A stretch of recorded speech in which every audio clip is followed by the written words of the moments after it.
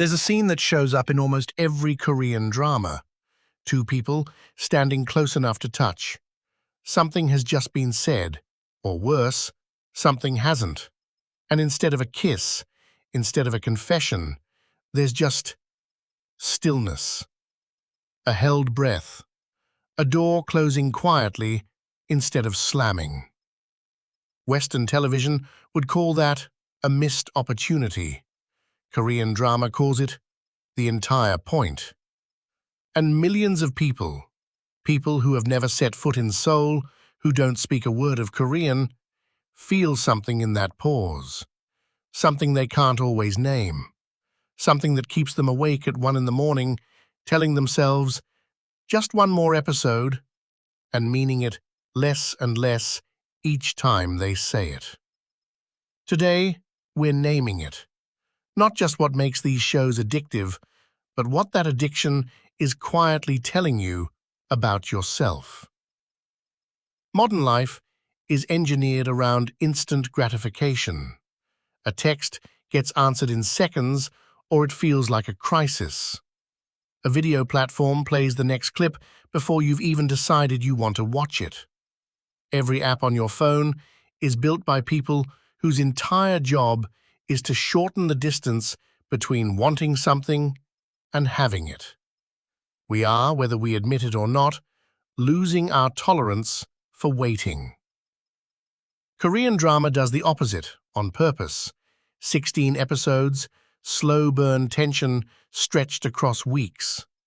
A love story that might not resolve until the final 10 minutes of the final hour.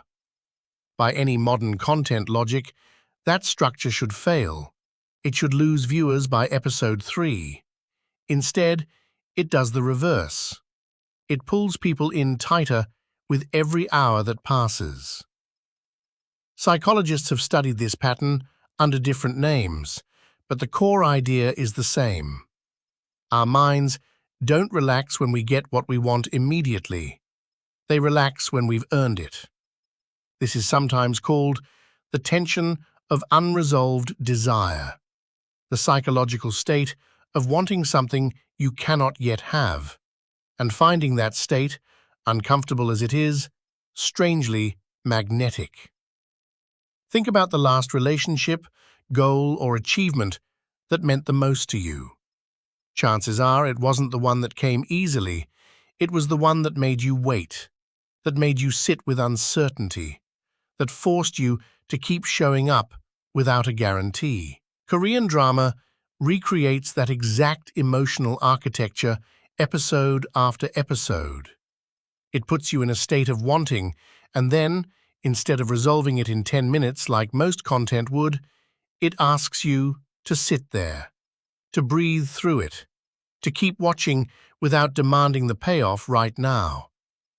That's not just entertainment. That's discipline, disguised as a love story. Every episode you finish, without skipping to the ending, is a small, quiet rep in the gym of patience. And most people don't even realize they're training.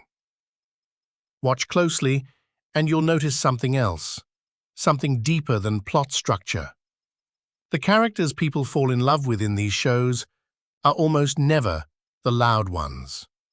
They're not the characters who announce their pain, who demand attention for their suffering, who make sure everyone in the room knows how hard things are for them. The characters people fall in love with are the ones who suffer without performing it. The doctor who works a 16-hour shift after losing a patient and says nothing about it to anyone and simply keeps his hands steady for the next one. The daughter who carries a family's entire financial burden on her shoulders and still shows up to family dinner with a soft voice and a straight back. The man who has loved someone for years, silently, and would rather disappear from her life completely than cause her a single moment of guilt. This is Restraint, dramatized. Stoicism, dressed in a school uniform or a hospital coat, playing out in 80-minute episodes. And the reason it resonates as deeply as it does isn't only that it's romantic, it's that most of us recognize something in it that we wish we had ourselves. The ability to hold our composure when everything inside us wants to fall apart. There's a particular kind of ache in watching a character choose silence over an explosion of feeling, choose dignity over the temporary relief of letting it all out. Because most of us know exactly how hard that is. We know how much easier it would be to snap, to vent, to demand acknowledgement for what we're carrying. And we watch these characters do the harder thing, over and over, and something in us straightens up a little just from witnessing it. Viewers aren't just watching a love story unfold, they're watching a masterclass in emotional discipline, and quietly, without ever naming it, absorbing the lesson. You don't walk away from these shows thinking, I want a dramatic confession. You walk away thinking, somewhere underneath the surface, I want to be able to endure like that. That's not escapism. That's aspiration, delivered in a genre soft enough that you didn't notice it was training you. There's a second layer to this that's worth sitting with honestly, because it's less comfortable than the first. A lot of what draws people back to these stories isn't just admiration for the character's restraint. It's the intimacy of watching two people slowly, carefully, learn to trust each other in a world that otherwise moves too fast for that kind of attention. In Korean drama, characters notice things. They remember the way someone takes their coffee. They show up during someone's lowest moment without being asked. They pay a kind of attention to another human being that, if we're honest, most of us don't experience very often in our actual lives. That's not a flaw in the viewer for wanting it. That's a signal. When a piece of fiction gives you something your day-to-day life doesn't, and you find yourself returning to it again and again, it's rarely random. It's usually pointing at a real need for attentiveness, for patience, for someone who notices the version of you that you don't announce out loud. Researchers who study what's called parasocial attachment, the one-sided emotional bond people form with characters or public figures, have found that these relationships aren't a substitute for real connection, so much as a rehearsal space for it. Watching characters build trust slowly, watching them choose gentleness in moments where cruelty would have been easier, gives the viewer's own mind something concrete to model. A blueprint, a demonstration of what patient, attentive love actually looks like in practice, scene by scene. The danger, of course, is mistaking the rehearsal for the performance. Using the show as a replacement for building that kind of attention in your own life, rather than as a reminder of what to build toward. The healthiest version of this parasocial pull isn't, I wish this were real instead of my life. It's, this reminds me what I'm capable of offering someone, and what I deserve to be offered in return. That's the difference between escapism that drains you and escapism that quietly sharpens you.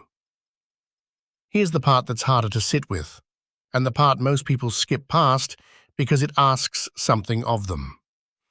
If restraint on screen feels this satisfying to watch, it's often because restraint is missing somewhere in our own lives. We don't binge 4 seasons of quiet, dignified longing by accident.